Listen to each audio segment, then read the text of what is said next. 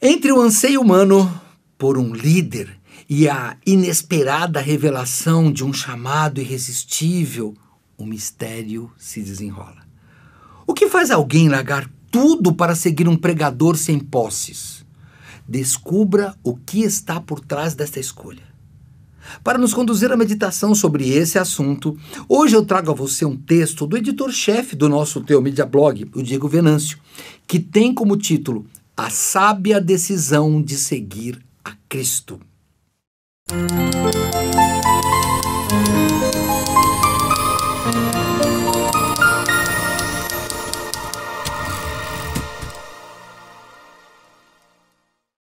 Logo no início do Evangelho de João, vemos como alguns homens tomaram a sábia decisão de seguir a Cristo, mesmo sem compreender ao certo quem Jesus era e o que estava por vir. Por isso, uma questão fundamental surge: de onde vem o desejo dos homens em seguir a Cristo? E para responder essa pergunta, gostaria de uma retomada histórica. 400 anos se passaram desde o último livro profético. Durante esse período, o povo judeu esteve sob domínio dos persas, depois dos gregos e finalmente dos romanos. Antes da ocupação romana, houve a revolta dos macabeus contra o Império Seleucida, resultando na independência temporária da Judéia, em 164 a.C. No entanto, em 63 a.C., Roma tomou o controle da região. Diante dessa longa história de opressão, os judeus aguardavam um Messias político, um líder semelhante aos asmoneus. Contudo, a plenitude dos tempos estava sendo preparada para algo muito maior. João apresenta uma perspectiva única sobre a vinda de Cristo, iniciando a sua narrativa ao afirmar que Jesus é o Verbo de Deus, por meio de quem Deus criou todas as coisas. João Batista passou anos no deserto se preparando para seu ministério, até que Deus o enviou para pregar o arrependimento.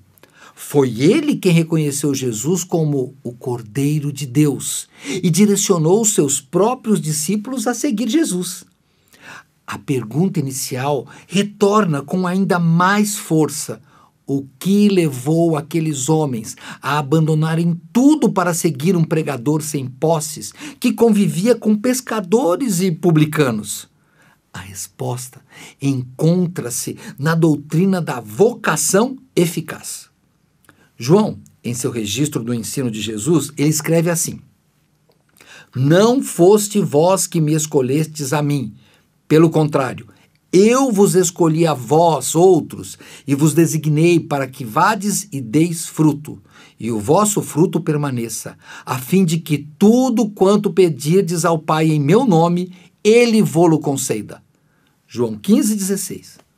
Essa doutrina também é reafirmada na Confissão de Fé de Westminster, que explica que aqueles que Deus predestinou são chamados eficazmente pelo seu Espírito Santo, sendo tirados do estado do pecado e levados à graça e à salvação.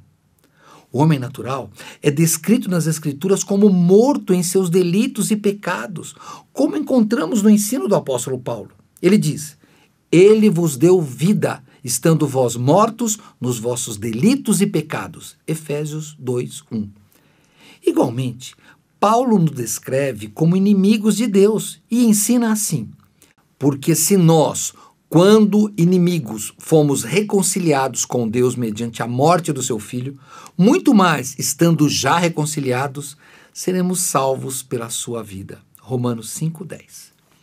Por fim, João mostra que somos escravos do pecado, escrevendo: replicou-lhes Jesus: em verdade vos digo que todo aquele que comete pecado é escravo do pecado. João 8:34. O morto não pode desejar a Deus. O inimigo odeia a Deus.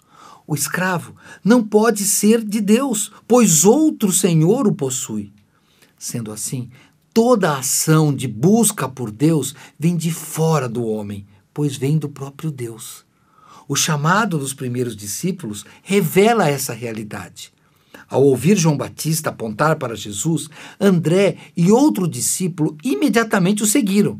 Após eles, o apóstolo Pedro é chamado por André.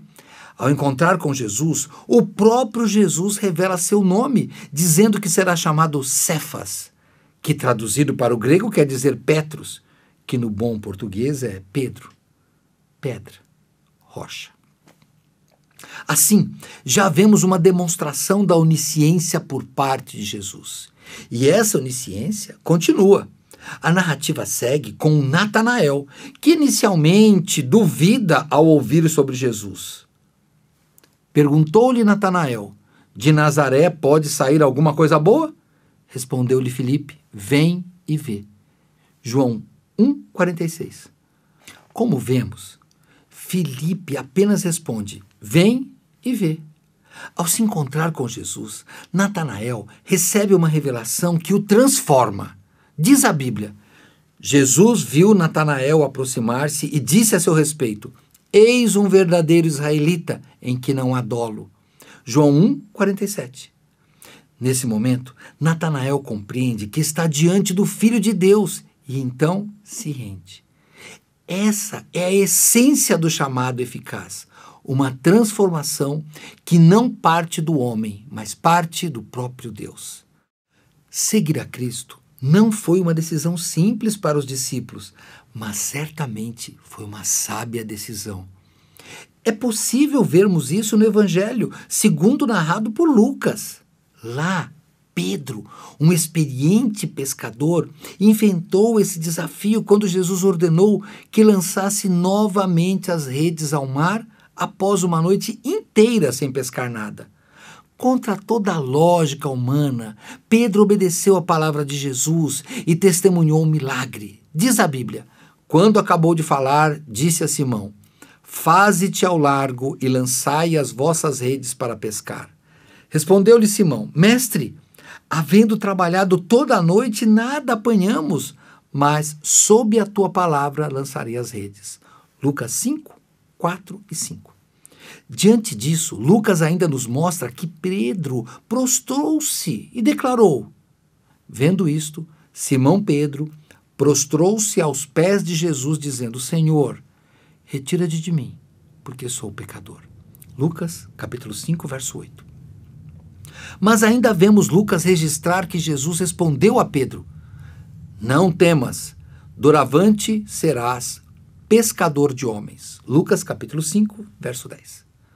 Os discípulos deixaram tudo e seguiram a Cristo. E esse é o desafio de fé que é apresentado a mim e a você. Abrir mão da segurança humana para confiar totalmente na palavra de Deus. E como eu tomo essa sábia decisão nos dias de hoje? Ao compreender que Deus resgatou você da morte, chamou e o transformou para ser um discípulo de Cristo, você tomará essa sábia decisão. O seu trabalho e as suas responsabilidades, claro, são importantes, mas devem estar em segundo plano diante do propósito maior para o qual Deus o criou, que é viver para Cristo e buscar a glória de Deus. No entanto, muitas vezes não tomamos essa sábia decisão e invertemos a ordem das coisas. Dizemos: preciso me dedicar ao meu trabalho, ser melhor no que faço e, quando possível, darei meu testemunho. Assim, as ocupações da vida acabam tomando o lugar de nossa identidade com Cristo. Se Ele nos chamou, então pertencemos inteiramente a Ele, independentemente de onde estivermos. Seguir a Cristo com sabedoria exige que abandonemos a nossa visão limitada do mundo e adotemos a perspectiva da palavra de Deus. Essa é a melhor decisão, pois nos conduz à verdadeira vida, uma vida alinhada ao propósito divino, refletindo e expandindo o reino de Deus aqui na terra. Como discípulos, tornamo-nos aquilo que Ele planejou para nós. Deus nos deu a sua palavra e os seus sinais para que creiamos que Jesus é o Filho de Deus e por meio dele recebamos a vida eterna. Que você possa, assim como os primeiros discípulos, ouvir a voz do Mestre e segui-lo sem reservas. E este foi mais um post do nosso Teomídia Blog. E eu posso lhe mostrar mais um pouco de sabedoria? Quer ver? Então leia, ouça ou assista um outro texto nosso, intitulado João Batista e seus ensinamentos. Além de ir ao encontro com o que nós falamos hoje, ele é bem inspirador também, eu garanto. E é bem fácil de encontrar. Acesse teomedia.blog.br e você já sabe, pode digitar na lupinha do seu streaming de música ou agregador de podcast. E, com certeza, você não quer ser escravo do pecado, não é mesmo? Se sentir afundado nele e crescendo sem perceber. Você precisa pensar na sua vida. E para isso, eu te convido a ouvir um podcast Vida Pura, o número 22, Raízes do Pecado Sexual, Relacionamento comigo mesmo. E após você maratonar o Vida Pura e o nosso blog, vai uma última recomendação. Cante. Confesse o que você crê. Você pode cantar a sua fé. Para isso, tem um TeomídiaCast bem bacana.